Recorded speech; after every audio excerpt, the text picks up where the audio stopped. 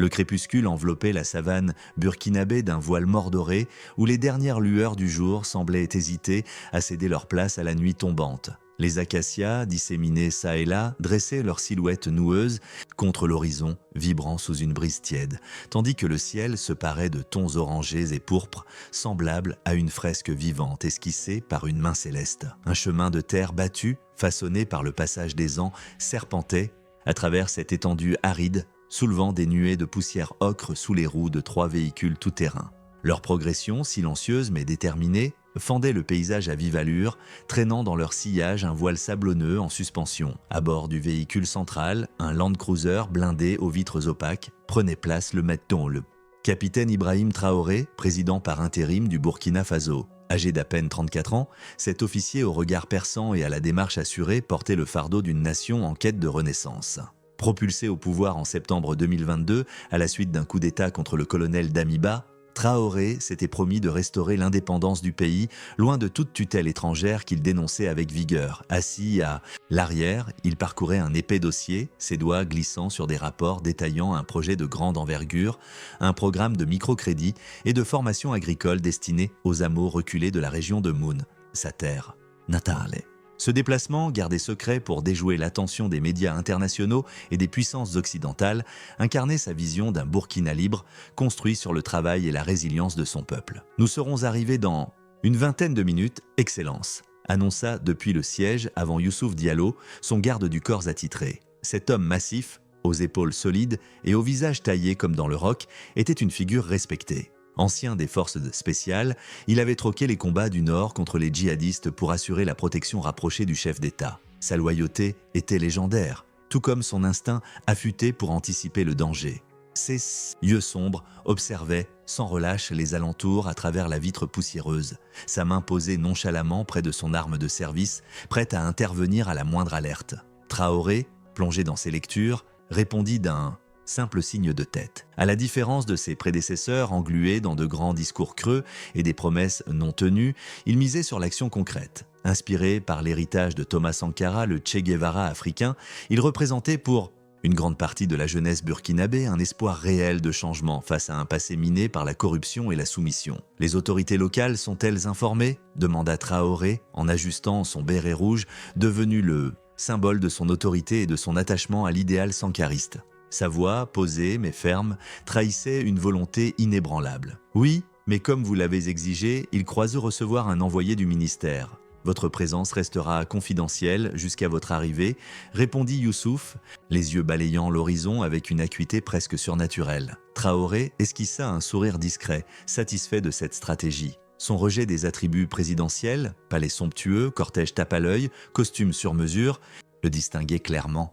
Il préférait les treillis militaires aux tenues de luxe, les repas frugaux partagés avec les cultivateurs aux banquets officiels. Cette simplicité rare dans les hautes sphères du pouvoir lui valait une admiration sans précédent. Pour beaucoup, il était plus qu'un président. Le porte-étendard d'une Afrique debout, affranchi des chaînes invisibles du néocolonialisme. Après 3 heures de route chaotique, le convoi s'immobilisa près d'un petit village pour une pause salutaire. Les pneus crissèrent sur un sol rocailleux, les portières s'ouvrirent, libérant quelques soldats engourdis par le trajet. L'air était sec, chargé d'une chaleur persistante qui semblait jaillir de la terre elle-même. Les hommes s'étirèrent, échangeant quelques mots à voix basse, pendant que Youssouf s'éloignait pour inspecter les alentours. Son pas était précis, ses sens aux aguets, tel un chasseur dans un territoire hostile. Soudain, son téléphone vibra dans la poche de son gilet tactique. Il s'arrêta, sortit l'appareil et son visage se durcit à la lecture d'un message anonyme. 5 millions de dollars. Voilà ce que tu recevras si tu nous communiques l'emplacement exact de Traoré dans les 48 heures. Un nouveau départ t'attend avec un compte offshore déjà activé à ton nom. Youssouf demeura figé. Son expression ne trahissait qu'un léger tressaillement. Ce n'était pas la première tentative de corruption. Les gardes du corps des dirigeants africains étaient souvent ciblés par des services secrets, des mercenaires ou des multinationales désireuses de contrôler les ressources du continent. Mais une telle somme, accompagnée d'un plan si précis, était sans précédent. Sans mot dire, il effaça le message. Son cœur battait plus fort qu'il ne voulait l'admettre. Sa fidélité envers Traoré, forgée par des années de service, et une admiration sincère, était une forteresse qu'aucun chèque ne pouvait ébranler. Pourtant, une gêne sourde s'insinua en lui, comme un pressentiment dont il ne parvenait à se défaire. À la tombée du jour, le convoi atteignit enfin son but. un village discret, niché au cœur de la région de Moon, où des cases en banco s'alignaient à l'ombre protectrice d'un vieux baobab. Informés à la dernière minute de l'identité de leur hôte, les villageois accueillirent Traoré avec une joie contenue, respectant sa volonté de sobriété. Des enfants pieds nus tournoyaient autour des véhicules, leur rire troublant le silence du soir, tandis que les anciens, vêtus de boubous colorés, saluaient avec dignité. Traoré, vêtu d'un treillis kaki et de son béret rouge, s'entretint longuement avec les agriculteurs, un carnet usé en main. Il écoutait leurs difficultés, la sécheresse qui ravageait les cultures, le manque d'eau, les obstacles à la vente des produits. Il notait chaque mot avec une attention quasi monastique. Après un dîner modeste de thau et de sauce aux feuilles de baobab partagées sous les étoiles, il se retira dans une case préparée pour la nuit. Fidèle à sa mission, Youssouf sécurisa les lieux avec une rigueur méticuleuse, vérifiant chaque recoin, chaque issue, chaque sentier. Alors qu'il montait la garde, son téléphone vibra de nouveau. Cette fois, le message était un coup de poignard. Une photo l'accompagnait, sa sœur cadette, Aïcha, ligotée, le visage marqué par la peur. Un journal du jour, posé sur ses genoux, attestait de la fraîcheur de l'image. Le texte disait « Nous détenons ta sœur, tu as 24 heures pour obéir ou elle mourra. Pas de discussion. Réponds oui et tu recevras les consignes. » Le sol sembla se dérober sous ses pieds. Pendant des années, il avait servi son pays avec abnégation. Soldat d'abord, garde rapproché ensuite. Aïcha était tout ce qui lui restait depuis la mort de leurs parents dans une attaque contre leur village. Il l'avait élevée seule, sacrifiant tout pour ses études. À 26 ans, elle était devenue institutrice, une lumière pour leur communauté.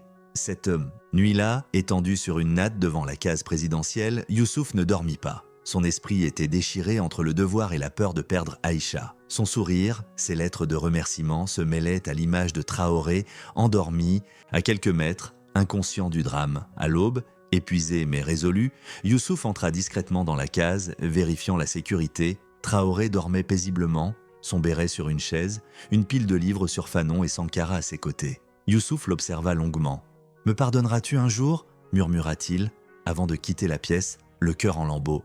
Midi, alors que Traoré évoquait avec les villageois la création d'un centre agricole, un nouveau message arriva, dernier avertissement. « Les coordonnées dans l'heure où ta sœur disparaît. » Pour la première fois, Youssouf vacilla. Au loin, Traoré croisa son regard. Une fraction de seconde suffit.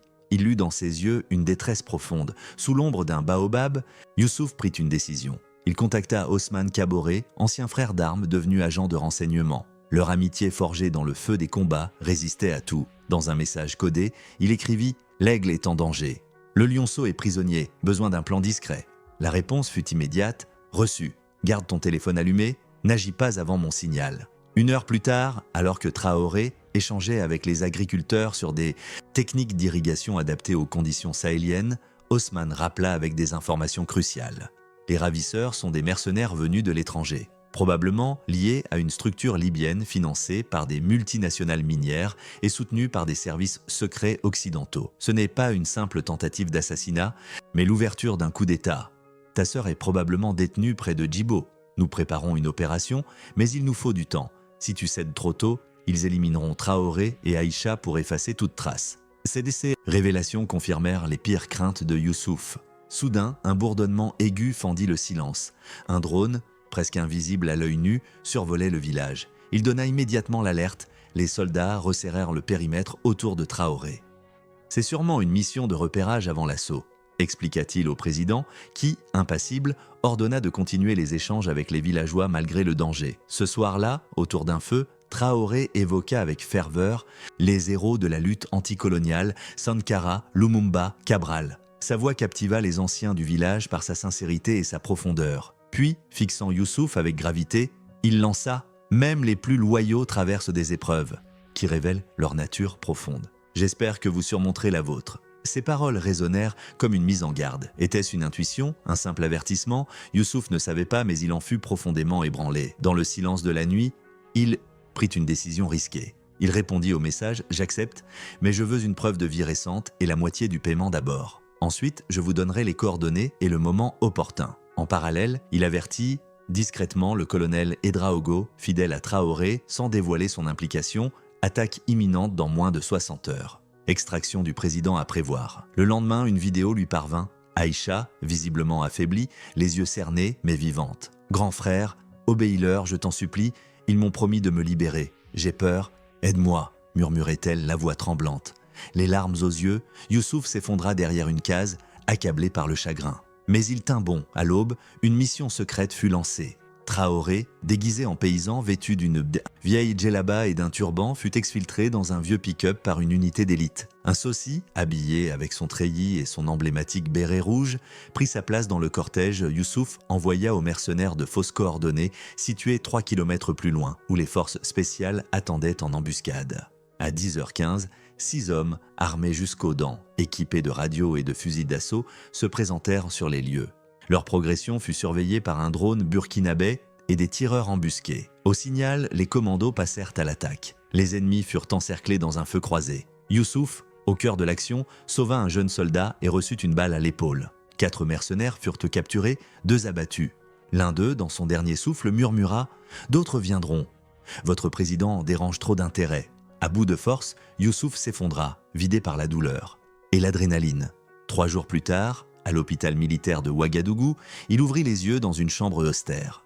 En face de lui, Traoré lisait « Les damnés de la terre » de Frantz Fanon. Un marque-page dépassait entre les pages. « Tu as fait plus que ton devoir », dit Traoré en fermant le livre. Puis, le regard empli de respect, « Tu as su résister à la peur de perdre ce que tu avais de plus précieux. C'est l'épreuve ultime. Les services étaient au courant pour les messages. Je t'ai laissé le choix car j'avais confiance. »« Et ma sœur ?» demanda Youssouf, la gorge serrée. « Elle a été libérée hier soir près de la frontière, malienne. Tu la verras très bientôt. » Submergé par l'émotion, Youssouf tendit une lettre de démission, rongé par la honte d'avoir, un instant, envisagé de faillir. Traoré la déchira sans hésiter. Refusé. « Tu es plus nécessaire que jamais ? La perfection n'existe pas. Ce qui compte, c'est de prendre les bonnes décisions, même dans l'incertitude. » Les mercenaires capturés livrèrent des aveux accablants. Un complot fomenté par des entreprises minières occidentales et des services étrangers visant à éliminer Traoré et instaurer un régime docile. Lors d'une conférence de presse, retransmise dans le monde entier, Traoré révéla les documents, les enregistrements, les aveux. Il défendit Youssouf avec détermination. Il n'a pas trahi, il a protégé sa patrie et sa sœur, il a prouvé que la loyauté l'emporte, même sur les dilemmes les plus inhumains. L'histoire de Youssouf, surnommé l'homme qui refusa 5 millions pour son âme, devint une légende en Afrique. Refusant les honneurs, il choisit de former les générations futures à l'Académie de sécurité éthique, transmettant les valeurs d'intégrité et de sacrifice. Quant à Aïcha, elle dirigea un centre pour les victimes d'enlèvement, devenant une figure d'espérance pour les survivants. Ensemble, ils incarnaient un Burkina debout, digne et souverain.